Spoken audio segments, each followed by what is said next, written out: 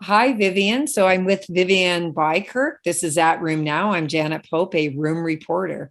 Vivian, it's lovely to talk to you again. And I'd really like to sort of pick your brain on if you were starting now, what would you want to know? So, in other words, what advice would you give for young rheumatologists, maybe those who are going to be superb clinicians or academicians, perhaps doing research? And just some background on you. You did rheumatology, and you did your epidemiology degree, of course, as well as rheumatology. And then you were doing clinical medicine, and then transitioned over to, at that point in time, University of Toronto, and then the rest is history. Boston, and now in New York, leading early arthritis cohort, helping to lead a U.S. Early arthritis cohort, and many other things: Flair, OMERACT, AMP, etc. So, what maybe top three things would you think about if someone's thinking about an academic life?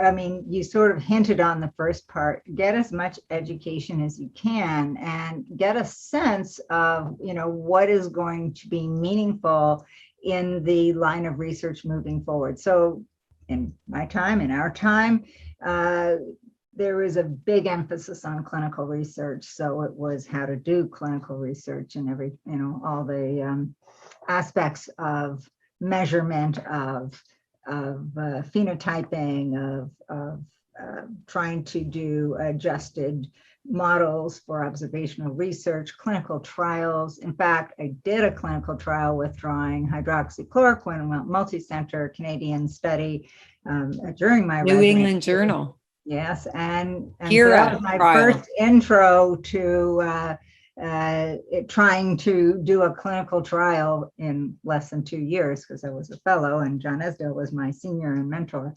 And that's not easy. It's a little easier if you are working with many others on a trial and it's being run by professionals.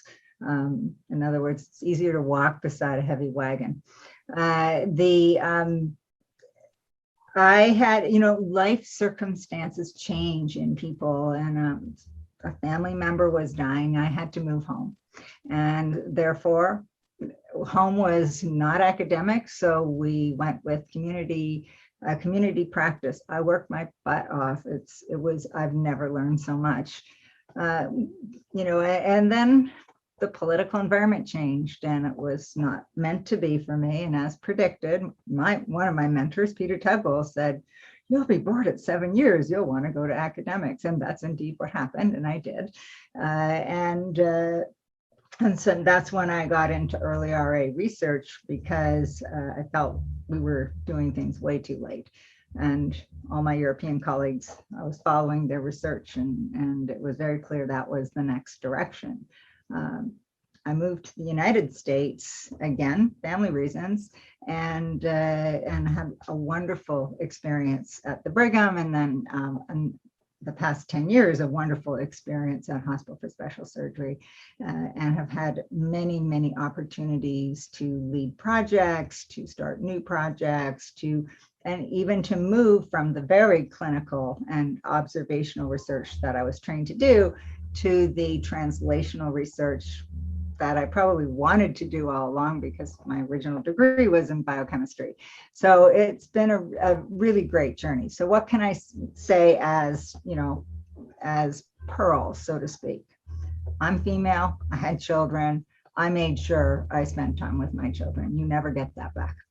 And that maybe slowed my track down a little, but in the end, so what? It's worth it. Worth it. And what I love now is men are taking paternity leave. It's becoming normal. So men, do it too. It's worth it. My son-in-law is doing it right now. And then I would say that, you do have a life, so you have to go with your life. And then thirdly, pick good mentors and good sponsors. And that's how you can navigate the system moving forward. And by that, I mean, sponsors are people who they know what you want to do and they will help make it happen. Mentors are people who are going to, really foster your skill set or foster your actual ability to carry out your research, write it up, whatever. There are many aspects of mentorship, even how to develop your career, even how to write your resume, how to put in your promotion documents. It's all a new step. We used to say in medical school, I wish I could do this all over so I could do it right.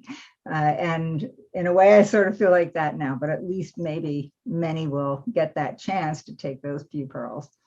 Oh, and I love the pearls. And I think that you're also implying that you have to work it yourself. You can't just, you said, choose mentors, get a sponsor.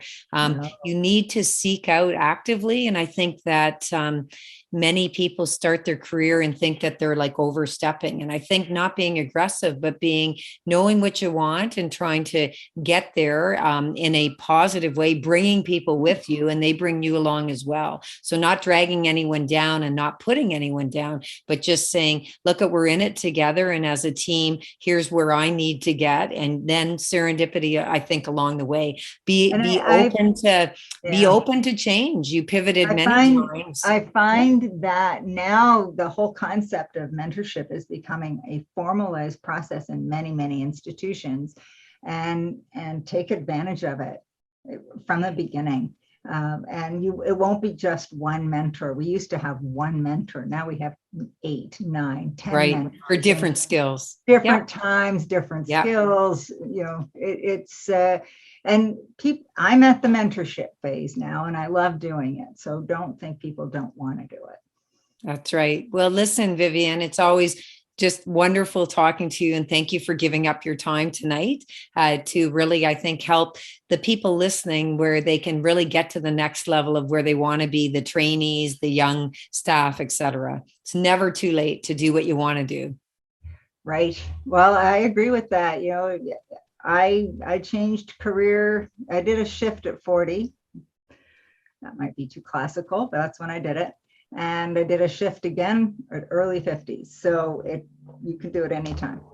And Absolutely. work out, stay healthy. Yes. Yeah. Really We'll have a critical. life outside of medicine. That's always a good thing. It helps you think straighter when you're in medicine. Well, thank you so much. And people, I'm Janet Pope. So I'm at Janet Burdope if you want to follow me on Twitter. Thank you. Okay, bye. Thank you, Janet. Bye-bye.